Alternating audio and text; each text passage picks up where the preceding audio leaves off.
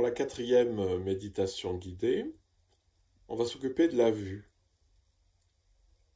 Ah, vous allez me dire, quand on médite, il n'y a rien à voir. Le zen nous invite à méditer les yeux mi-clos et ça nous permet de garantir notre présence au monde. Le danger des yeux fermés, c'est toujours qu'on parte dans l'imaginaire. Et là, je vous propose un petit exercice qui vous permet de travailler l'attention sans pour autant bouger les yeux. C'est-à-dire que vous n'allez pas bouger les yeux, vous allez faire voyager l'attention dans la conscience visuelle. Vous avez le regard posé sur quelque chose, peut-être devant vous, par terre, mais néanmoins, le monde qu'il y a autour vous est tout à fait conscient. Regardez ce que vous voyez le plus à droite. Vous voyez sûrement un objet, un tapis, quelque chose, quelqu'un. Et le plus à gauche.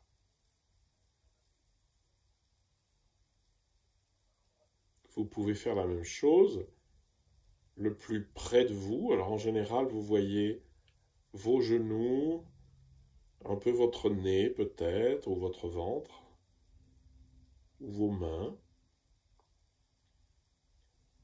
Et tout en haut, ce sont les paupières qui limitent le champ visuel, mais vous voyez des choses quand même à la limite du champ visuel. Et je vous propose simplement d'explorer le champ visuel. Vous n'êtes pas en train de penser, vous êtes en train de déplacer la lampe intérieure de l'attention dans le champ visuel. Il ne se passe rien. Personne ne voit rien, mais votre attention est en train de se muscler. Vous regardez, vous observez, vous n'avez pas à nommer, mais vous pouvez faire le tour du propriétaire de votre champ visuel.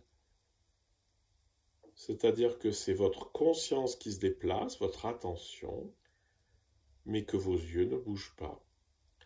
Veillez à ce que les yeux ne soient pas tendus, que vous ne soyez pas dans la tension oculaire, avec un regard figé et centré, focusé, focalisé. Ça, c'est pas bon. Votre regard est très doux et vous accueillez toute la réalité visuelle d'une manière très détendue. Et à l'intérieur du champ visuel, qui est une vision intérieure, vous pouvez aller voir différents objets qui y sont. Et ce champ visuel est très grand. Et vous avez la possibilité de vous déplacer à l'intérieur de ce champ visuel sans bouger les yeux. Vous pouvez par exemple faire le tour de l'horloge, vous partez de midi, donc du haut du champ visuel, et puis vous regardez ce qu'il y a à 1 heure, à 2 heures, à 3 heures, à 4 heures, 5 heures, 6 heures, 7 heures, 8 heures, 9 heures, 10, 11, et vous revenez. Il ne s'est rien passé, personne n'a rien vu, mais pendant ce temps-là, votre attention a circulé, la lampe de l'attention a fait un grand cercle où vous avez accueilli les choses les unes après les autres. Puis vous demeurez dans la grande conscience visuelle large